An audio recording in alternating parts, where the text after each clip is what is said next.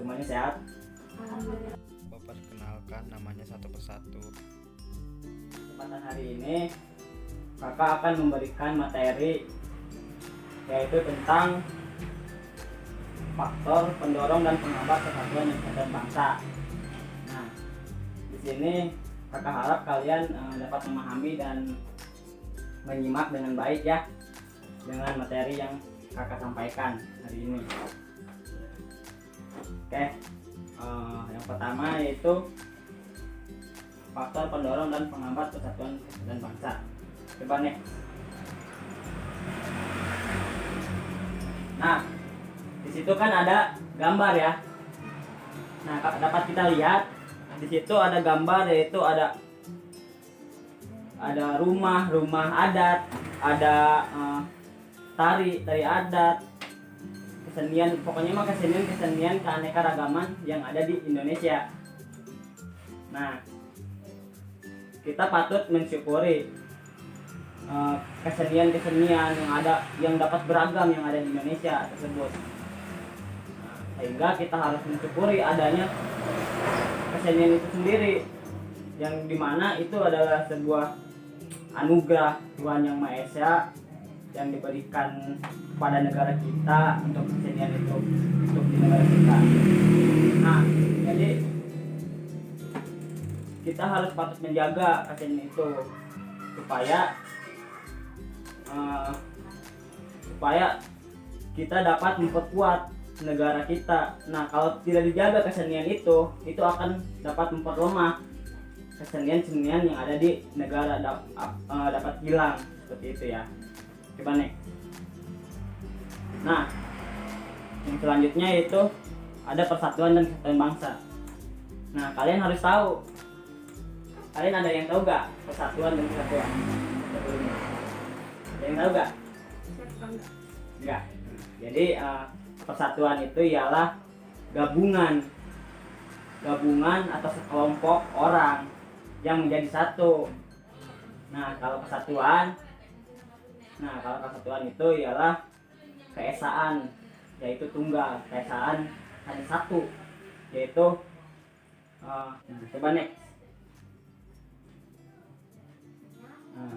Nah, jadi yang selanjutnya penyebab dari persatuan kesatuan nih. Jadi apa sih? Kalian bertanya gitu. Apa sih faktor pendorong dan penghambat persatuan kesatuan bangsa itu? Nah, jadi faktor pendorong dan kesatuan bangsa itu ada 3 faktor pendorong yang dapat memperkuat persatuan bangsa, yaitu yang pertama Sumpah Pemuda, Pancasila, dan Semboyan Bhinneka Tunggal Ika. Nah, jadi itu faktor pendorong persatuan kesatuan bangsa seperti itu. Nah, coba next. Nah, kakak akan menjelaskan satu persatu ya dari ketiga tahap faktor pendorong persatuan kesatuan bangsa itu. Yang pertama Sumpah Pemuda.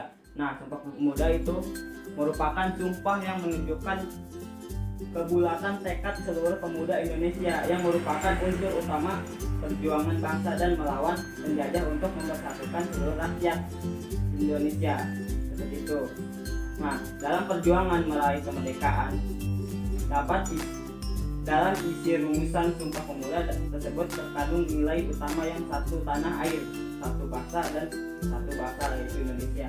Nah, kebetulan kita kemarin telah memperingati ya Oktober, memperingati Sumpah Pemuda tanggal 28 Oktober ya. Nah, itu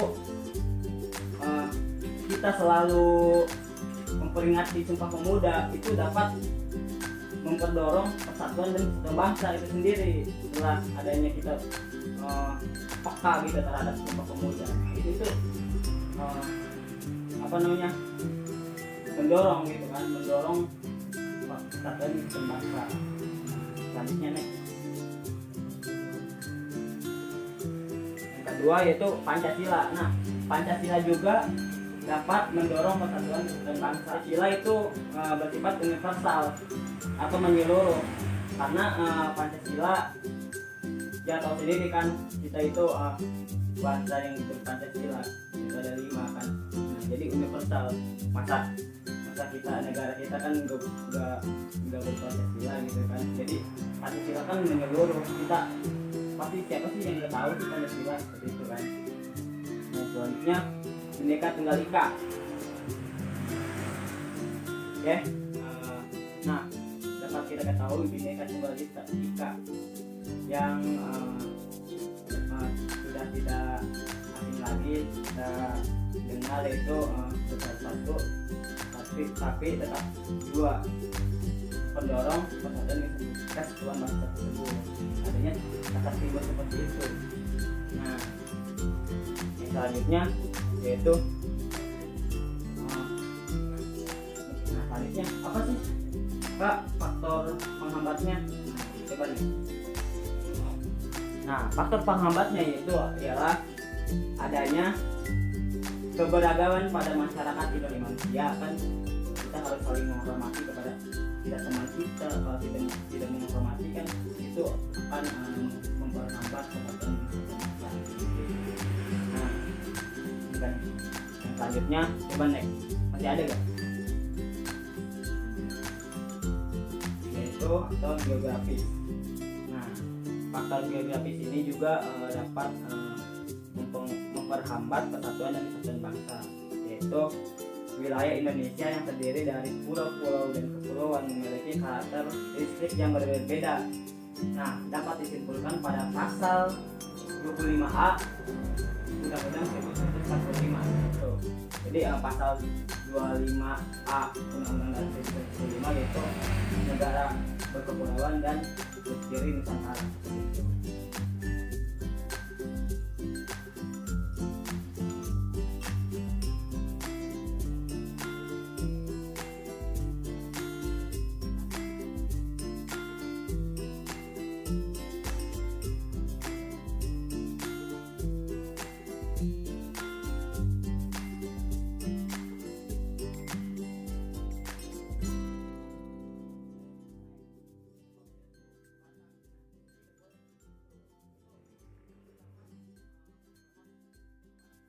Kalau itu nggak baik gitu. Nah, Pak ada yang mau bertanya sebelumnya? Kayak gimana Ya. Contoh sikap etnosentrisme yang terjadi antara negara kita sama negara lain. Contoh etnosentrisme negara kita sama negara lain, yaitu orang lain yang bukan bukan menganggap rendah budaya orang lain karena pemuda di Indonesia nggak tahu gitu budayanya sendiri gitu kan, bahkan lebih peka pada budaya di luar gitu kan. Nah, jadi kakak itu diharapkan ya dapat 11-12 lah, dapat seenggaknya kalian juga tahu budaya yang ada di Indonesia sendiri, bukan hanya lebih lebih berpihak ke budaya lain gitu, budaya asing.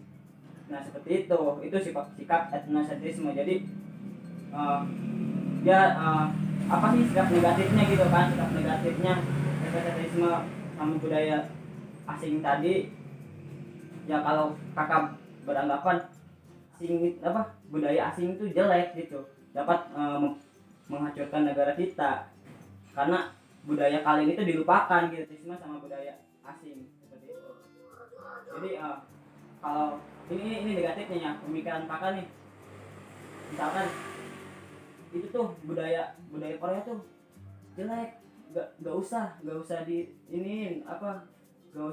sentrisme budaya asing dan negara kita sama negara asing seperti itu. Ini ada yang tanya lagi? Udah. Nah, jadi sini ada, coba next.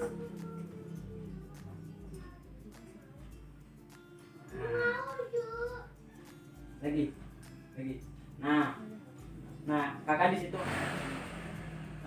di sana ada gambar jembatan dan siswa SD mau berangkat ke sekolah kan. Nah, dari beberapa faktor yang kakak jelaskan tadi, nah kalian coba sebutkan termasuk kemana faktor tersebut. Kalian coba kalian pahami ini tuh apakah masuk ke faktor pendorong, apakah faktor penghambat, dan ini tuh poin-poin yang mana gitu. Apa? Dijawab. Ya. Boleh? Ini faktor penghambat. Ya. Maksudnya kekurangan geografis. Ya, tuh. Coba ada yang menjelaskan lagi. Kenapa ini masuk ke faktor geografis? Kenapa coba? Ada yang ini? Mungkin kakak jelasin lah ya. Jadi kenapa ini geografis? Dikarenakan kita lihat sendiri dari gambar tersebut, yaitu tempat perlintasan atau fasilitas ya penyeberangan jalan yang tidak memadai atau bahkan tidak layak. Nah, ya itu termasuk faktor geografis dikarenakan kurangnya fasilitas atau pembangunan, kurangnya dari perhatian pemerintah seperti itu. Jadi di sini dikarenakan kurangnya perhatian pemerintah, jadi pusat pembangunannya itu tidak merata. Dikarenakan seperti inilah jadinya jembatan yang rusak dan bersusah payah gitu siswa untuk berjalan ke sekolahnya itu sendiri. Kalau tidak diselesaikan dengan baik oleh pemerintah, ini dapat timbulnya menghambat. Nah, jadi kita harapkan pemerintah dapat mengatasi itu semua dan peka